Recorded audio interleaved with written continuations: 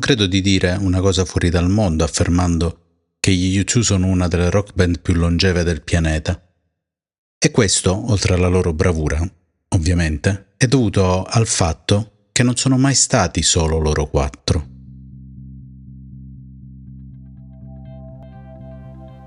Questo è Stay, un podcast in pillole sugli U2. Nel corso degli anni, ingegneri del suono, produttori, manager e altre figure di vario livello si sono affiancate a loro, portando nuove idee, aggiornando continuamente il loro modo di fare musica, ma soprattutto il loro modo di essere un gruppo. Molte band, come sappiamo, concludono il proprio percorso per via di egoismi, incomprensioni, che emergono soprattutto nei momenti di crisi creative. Anche gli U2 hanno avuto i loro momenti difficili, ma hanno saputo affrontarli, hanno potuto superarli, grazie anche alle persone che accoglievano in quel gruppo. Una di queste persone è sicuramente Alison Hewson, la moglie di Bono. Pur non intromettendosi mai nelle questioni musicali, è stata spesso l'intermediario tra il marito e il resto del gruppo. Potremmo dire che era la parte gentile che calibrava gli aspetti più burberi del suo compagno. Alison è una parte fondamentale degli U2, essendo cresciuta con loro, avendo frequentato la stessa scuola. Tra l'altro, la relazione tra Paul, Bono e Ali è iniziata quasi contemporaneamente all'amicizia tra i 4 membri della band. Oggi analizziamo quella che, forse, è la prima canzone che Bono dedica alla moglie, sicuramente la prima canzone che dedica da sposati. Anzi, più che alla moglie dovremmo dire alla propria metà, visto il titolo. Nell'agosto del 1982, quando si sposarono, la band aveva già raggiunto la celebrità mondiale e tutti gli occhi erano puntati su Dublino e sulla chiesa di Ognissanti nel loro quartiere a nord della città. In momenti di grande felicità o di estrema tristezza è difficile capire cosa si pensi o cosa si farà dopo.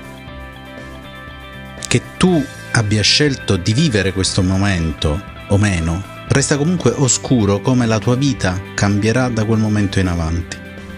Succede a tutti noi di chiederci se saremo all'altezza, se riusciremo a mantenere le promesse fatte e se ciò che cerchiamo in quell'evento sia veramente ciò di cui abbiamo bisogno, o sia solamente l'ennesimo colpo di testa, l'ennesima richiesta di senso che facciamo alla nostra vita.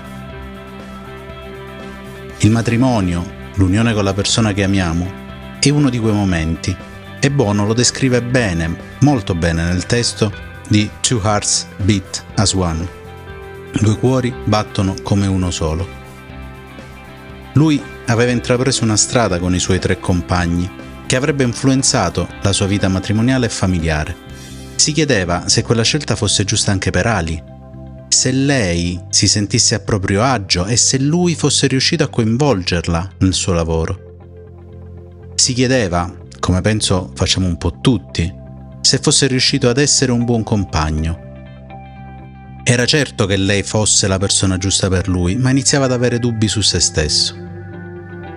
La canzone, infatti, comincia proprio con i suoi dubbi, quelli di un giovane che ha iniziato tante strade e non sa quante di quelle saranno percorse fino alla fine. I don't know, io non so distinguere la mia destra dalla mia sinistra, non so distinguere le cose giuste da quelle sbagliate.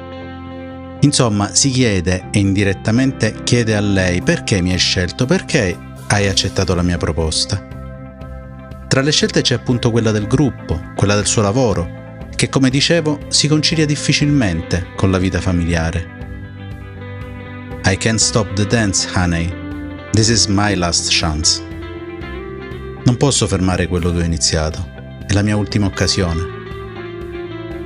Però, come sempre succede o quasi, nei loro testi c'è la pillola finale di speranza, che risolve poi tutti i dilemmi.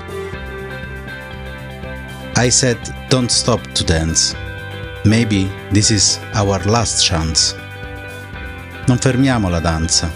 Potrebbe essere la nostra ultima occasione. Diventa quindi una dichiarazione di intenti.